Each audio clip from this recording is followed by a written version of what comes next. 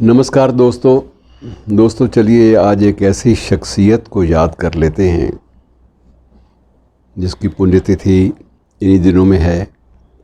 और विशेष इसलिए याद करना उनको रेलेवेंट लगता है, प्रासंगिक लगता है कि उन्होंने अपनी ज़िंदगी में एक ही ज़िंदगी में 74 साल की ज़िंदगी और 74 साल की ज़िंदगी में जो भूमिकाएं निभाईं, अगर उनको आप गिनने लगेंगे सरसरी तौर पर भी तो आप ख़ुद हैरान होंगे कि ये सब क्या है। क्या इसका मतलब ये है कि इंसान में इतनी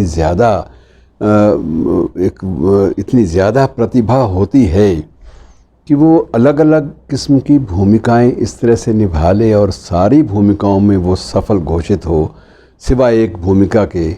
वो भूमिका उसकी ज़िंदगी की त्रासदियाँ, वो भी बहुत झेलनी पड़ी और लेकिन उसके बावजूद उसने उन त्रासदियों के बावजूद ऐसा नहीं है कि उस शख्स ने अपने ऊपर कोई ट्रेजेडी किंग का या ट्रेजेडी अभिनेता का ठप्पा लगने दिया गया हो, ऐसा नहीं है। मैं आज जिनकी बात कर रहा हूँ वो है सुनील दत्त। और सुनील दत्त साहब की ज़िंदगी के पहलू कितने हैं मैं आपको मोटे मोटे तौर पर गिना दूँ तो काफ़ी होगा।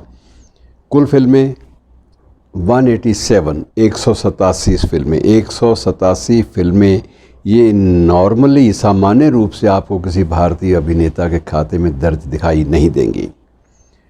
संसद 5 बार सांसद चुने गए और जिस क्षेत्र से चुने गए उसी क्षेत्र वालों ने 5 बार उनको चुना और जनादेश दिया कि जाओ वहाँ बैठकर हमारी वकालत करो।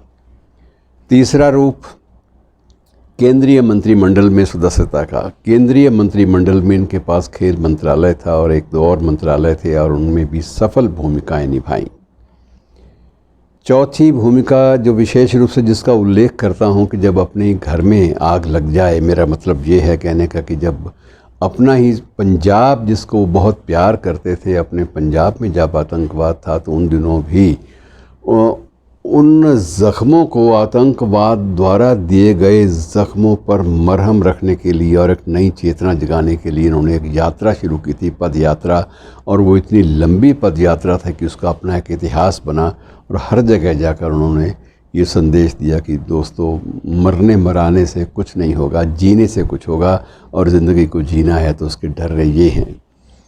तो इतनी किस्म की भूमिकाएं मित्रों एक ही ज़िंदगी में आदमी निभा लेता है, ये बहुत बड़ी बात होती है। और आपको सिर्फ जानकारी बांटने के लिए भी क्या, क्योंकि आप भी जानते होंगे बहुत सारी बातें, फिर भी बहरहाल कुछ बातें याद कर लें इसी बहाने से। एक जन्म हुआ था उस स्थान पर, उस पंजाब में जो अब पाकिस्तान का हिस्सा है, और दिवंगत हुए वो बम्बई में, जिसे अब मुंबई कहा जाता है। बदलाव हर चीज़ में आए हैं। और भारत पाक विभाजन के बाद सुनील दत्त का जो परिवार था वो हरियाणा में आके बस गया। यमुनानगर के पास ये एक गांव है मंडोली गांव, तो मंडोली गांव में बस गए श्रीमान जी। और गांव की मिट्टी से इतना प्यार हो गया वहाँ के लोगों से कि पहली बार जब फिल्म बनी, फिल्म के बाद फिल्म की जब बहुत ज़्यादा वो हिट साबित हुई फिल्म, बॉक्स ऑफिस बड़े उसने कीर्तिमान स्थापित किए बॉक्स ऑफिस पर, तो श्रीमान जी सबसे पहले अपने गांव में आए और गांव में एक ट्रक पर बैठकर अपने आप को सारे गांव वालों के सामने पेश किया, सबका आशीर्वाद लिया और जो हम उम्र थे उनके साथ तालियां बजाईं, बैठकर उनके साथ गले मिले और जो बुज़ुर्ग थे उनके पाँव को छुआ। मतलब यह है कि अपनी छोटी से छोटी खुशी में भी अपनी ज़मीन से जुड़े हुए जो लोग थे उनको जोड़ते रहे, वो खुशी बांटते रहे।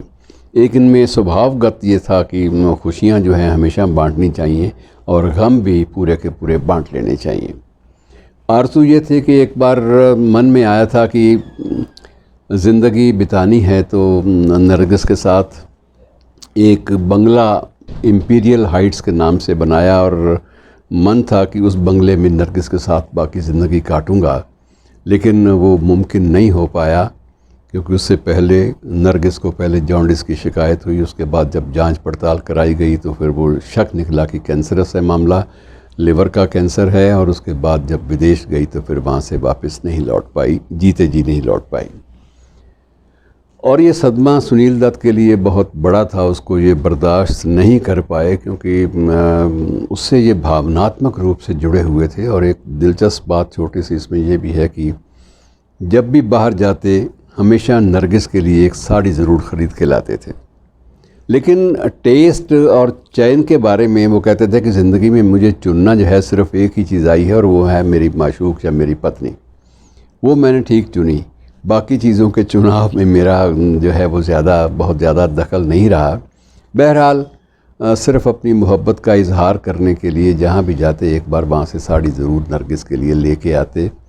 और बड़ी अजीब बात ये थी कि कम से कम 200-250 बार बाहर जाने का मौका मिला, हर बार साड़ी लेकर आए, लेकिन नरगिस ने कभी उनकी दी हुई साड़ी नहीं पहनी। और एक बार किसी ने ध्यान दिलाया कि सुनील साहब आप साड़ी तो ले आती हो, पहनती तो है नहीं मैडम। इनके घर का ही जो मैनेजर था उसने ध्यान दिलाया, साहब इतना क्यों, आपको और चीज़ ले आया करें। कहता नहीं, मुझे जो अच्छा लगता है मैं तो वही लाऊंगा। उनका जी वो इस्तेमाल तो नहीं करती, तो इसको भी एकदम से धक्का लगा। तो उस नरगिस से पूछा, तुम मेरी साड़ी कभी तुमने इस्तेमाल क्यों नहीं की? कहती ना, ये मत सोचिए कि मैं उन साड़ियों का एहतराम नहीं करती। वार्डरोब, एक कमरा जो है ड्राइंग रूम का, अपने अंदर का जो ड्राइंग रूम के साथ सटा हुआ, उसमें 5 वार्डरोब रखी हैं और 5 वार्डरोब में सिर्फ़ आपकी दी हुई साड़ियाँ हैं जो बड़ी संजो के रखी हैं। ये बात अलग है कि आपके जो रंगों की पसंद है मुझे नहीं ठीक लगते, मैं नहीं पहनती, वो बात अलग है। लेकिन एहतराम के तौर पे आप ये नहीं कह सकते, आप गिन सकते हैं। और हर साड़ी के नीचे मैंने तारीख़ डाली है जहाँ से आप लाए, वहाँ की जो, अगर आपने कोई साथ में कूपन था तो वो कूपन साथ में चिपका दिया, नहीं तो अपने हाथ से लिख के मैंने उस पर डेट डाल दी, और ताकि ये याद रहे आपको भी कि मैं एहतराम कितना करती हूँ और मेरी ज़िंदगी में भी सिवाय आपके और है क्या। तो मित्रों, यही है ज़िंदगी की एक अजीब बात होती है कि उसके बाद हालांकि इन्होंने अपने फ़िल्म जगत में अपने बेटे को भी, संजय को भी इंट्रोड्यूस किया, अपनी बेटी को संसद में जाने का मौका भी, ऐसे हालात पैदा किए कि उसको मौका मिला, प्रिया दत्त को भी सांसद बनने का। 5 बार खुद मेंबर रहे, केंद्रीय मंत्रिमंडल में रहे, 187 फिल्में की। मित्रों, इतना ज़्यादा विशाल कैनवस पे जीने वाला जो आदमी है, उसको उसकी पुण्यतिथि पर याद कर लेंगे तो हमें आज के माहौल में बहुत ऊर्जा मिलेगी, एनर्जी मिलेगी। शुक्रिया दोस्तों।